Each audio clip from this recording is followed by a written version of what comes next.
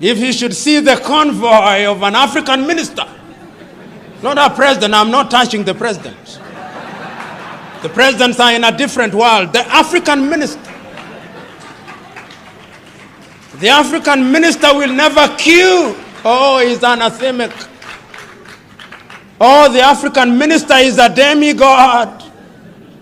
Oh, Africa.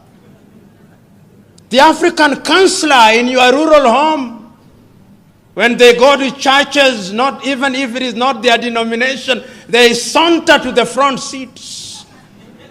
And even our latter-day clergymen will invite them to share their wisdom with the people, even if we know that they are village fools.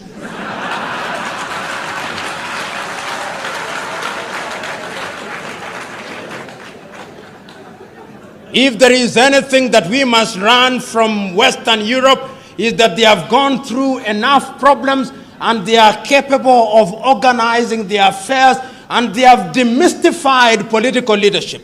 We must demystify political leadership going forward. And once we do that, and I think we can do it because I can now begin to see something happening in Africa. Young Africans are beginning to ask searching questions. Africans are beginning to recognize that corruption is a cancer in our body politic.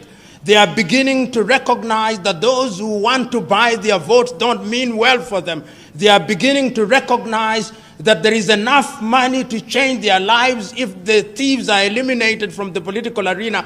They are beginning to realize that commercialization of politics is a threat to democracy.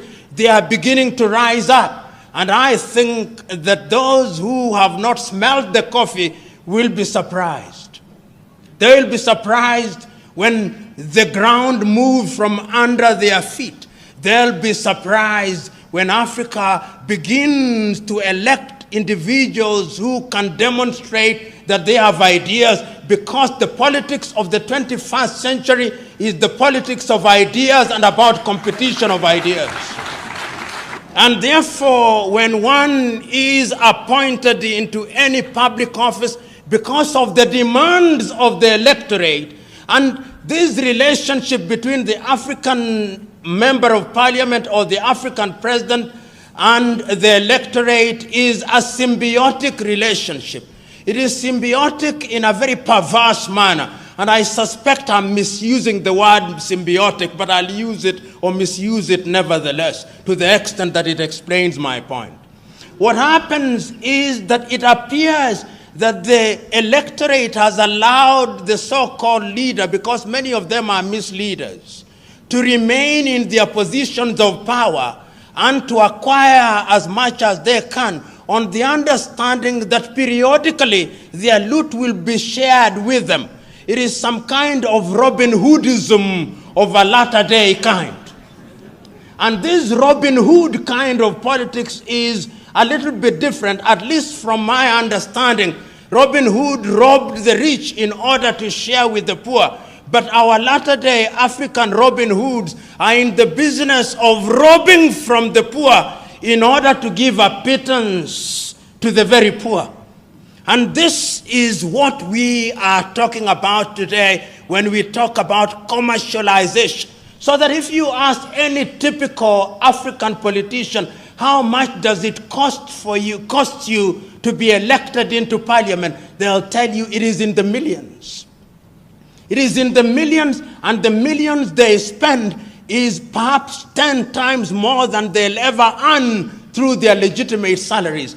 And I ask myself, if your salary in 5 years is going to be 1 billion Ugandan shillings, why should you spend 5 billion Ugandan shillings to get into that office?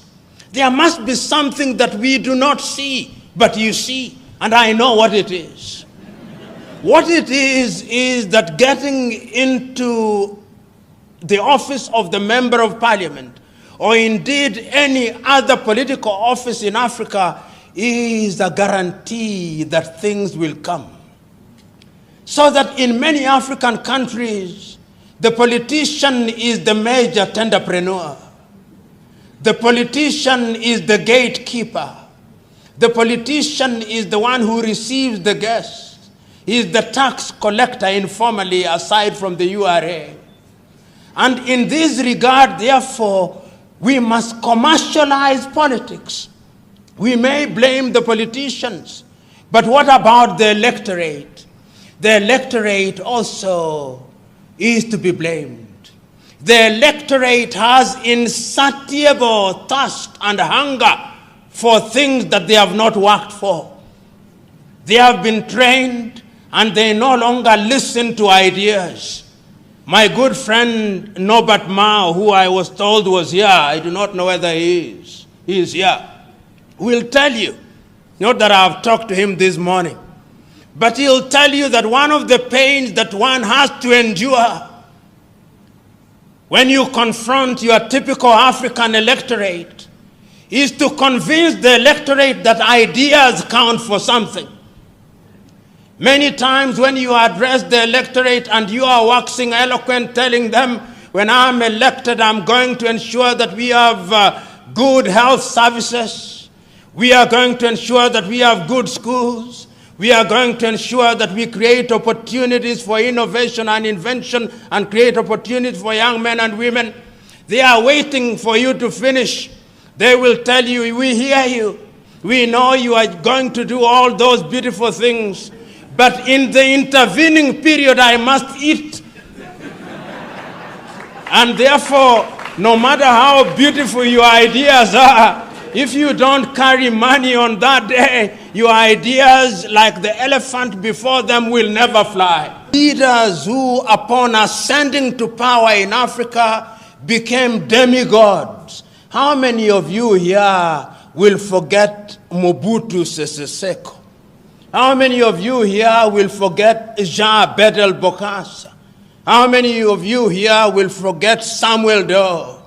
And then we had the emergence of guerrilla movements where people rose against their very own who had used their positions of power to destroy what had been gained over the years. And then, in those early days, you will also remember that many African leaders, including the enlightened ones, took the view that because of ethnicity, it was necessary to unite the people.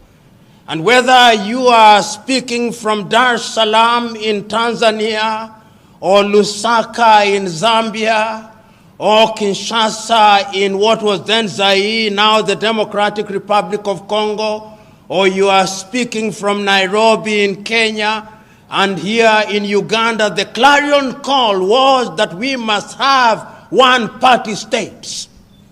And the justification for one-party states was that we are so disunited, there are so many ethnicities, that if we allow multi-party politics, then what would happen to us is that we would be negatively ethnicized and that we would break our country.